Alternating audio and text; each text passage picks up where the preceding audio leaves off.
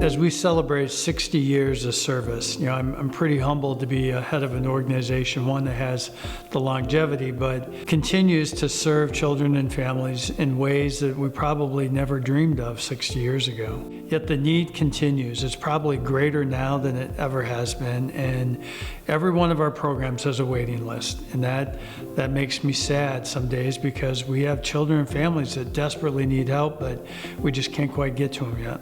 The most important thing about every youth that comes into our program, particularly our residential program, is that they have a story.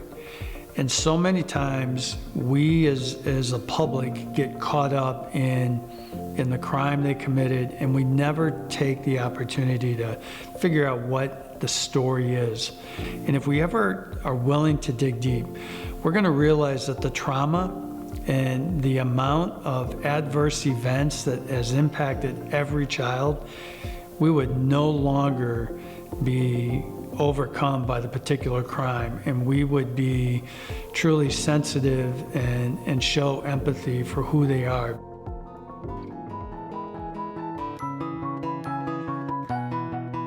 Around the age of 11, I was grieving the loss of my grandfather.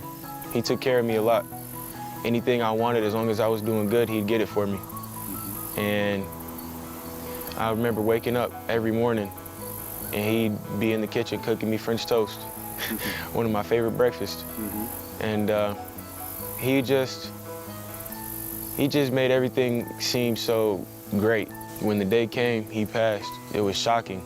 I felt anger, I felt pain. I started getting in trouble, skipping school, fighting, and the first charge I had, felonious assault with a deadly weapon. I would have to say that was by far the most shameful and depressing charge that I think of. The bad for me is I'm away from home. I'm not with the ones that I really love. I'm not with the ones that were there from day one. Maybe I should get back on track and keep moving. That way I can make it back to them. I never thought that I would ever have the opportunity to change and turn around from the path that I was going down. I actually did end up having that chance. It is kind of a blessing. I think of it as it's not about where you start, it's about where you finish. This place can actually help a person to change their life. I used to have a very bad anger issue, and I'm real impulsive. Over the past year and a half, I learned that I'm able to control it easier now. There are amazing people here, whether it's staff or students. Just because I've been arrested and because that I had a different upbringing, that doesn't mean that I can't make it to the place where I want to make it. This event, this breakfast, is always one of the highlights for me, and I hope all of our staff and our donors and our supporters, because it's an opportunity for people to hear about a changed life or two or three. And that's what keeps us able to do the work day in and day out. And in a world where we get overwhelmed by the stress and the burden of people who have needs, when you hear of a changed life, that kind of turns it all around, and you go home and you feel good about your work that day. And that brings you back the next day.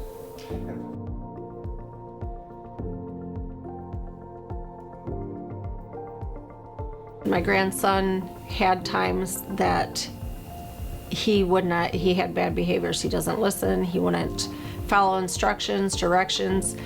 Temper was very bad even at a young age. He was hitting and kicking and punching, and I felt like a punching bag most of the time for him. Lisa was just feeling very overwhelmed. She was very determined to do her best with these children. She was very determined to keep them in her care, but just was very, very overwhelmed and just wanted help. At that point, I said, I need something else. Highfields happened pretty quick.